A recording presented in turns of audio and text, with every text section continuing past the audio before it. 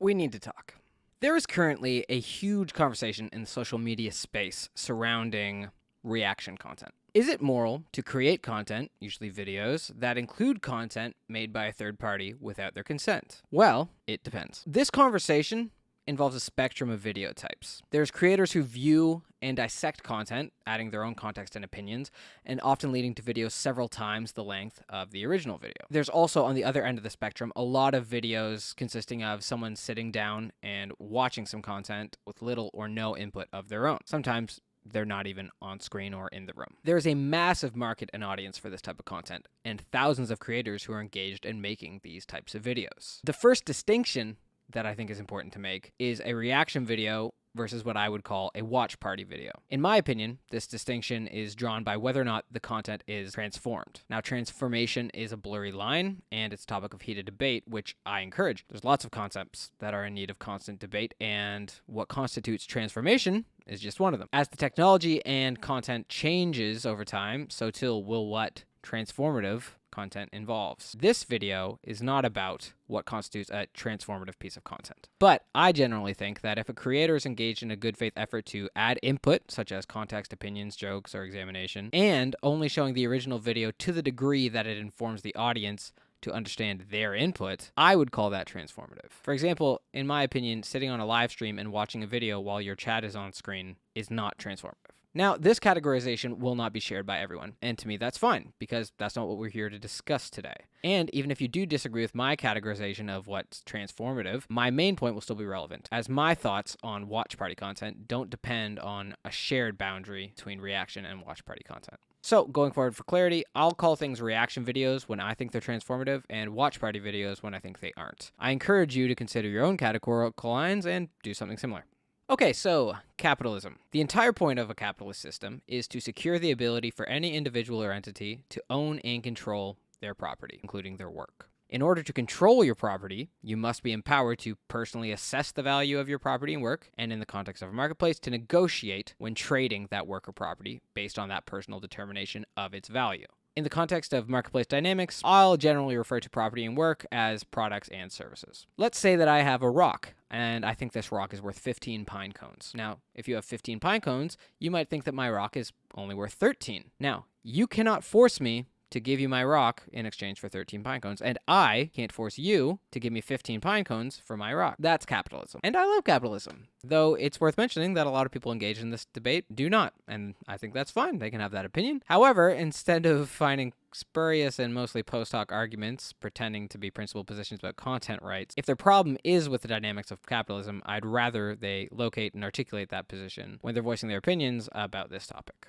Because most of this debate essentially all comes down to whether or not you agree with capitalism.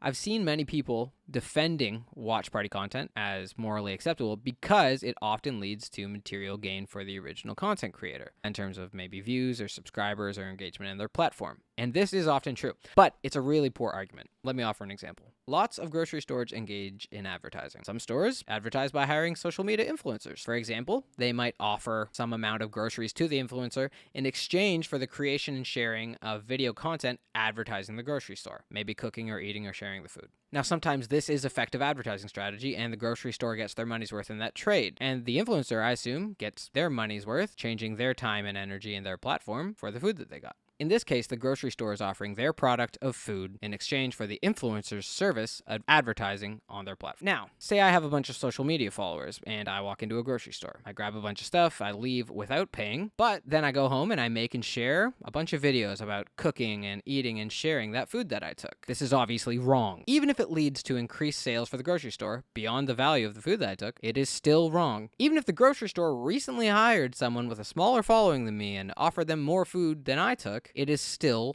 wrong. We all know this. It is wrong because I infringed on the rights of that grocery store to negotiate when trading their products and services for mine. It is not for you to determine what someone else in a marketplace thinks their product or service is worth. I'm very frustrated with the number of times I've heard people saying that watch party content is morally acceptable on the basis that it sometimes offers a lucrative value proposition to the original creator, because this flies in the face of any conception of a capitalist marketplace. A lot of popular video creators or live streamers, some that come to mind are Hassan and XQC, and there's many others, will do watch party things while live streaming. And they'll justify it by saying things like, well, my audience would never have watched it if I hadn't shown it to them. So let's break that argument down. This is, like most things, a trade. The streamer gets content with which to engage with and entertain their audience, and the original content creator gets exposure to an audience they otherwise wouldn't have had access to. In lots of cases, this is a great trade for both parties. But as I've expressed, the reason this is wrong is because it infringes on the rights of the original creator to negotiate when trading their products and services. The live streamer decides that their rock is worth 15 pine cones, and without bothering to ask the person who owns the pine cones, makes the trade and happily walks away. This is not how capitalist markets work. Now, there is a separate conversation to be had about reaction content as opposed to watch party content, and I think this is actually a much more interesting conversation to have, and in my opinion, most reaction content is perfectly moral. My frustration is with people tending to justify post hoc their actions based off principles they don't actually hold, and that fly in the face of the way that the Western world, at least, is principally supposed to work. I certainly don't think that this solves the conversation around reaction style content. However, it's clear that justifying watch party style content based off of some sort of advantage to the original content creator is morally dubious and flies in the face of anyone who claims to believe in a capitalist market. That's all for me today.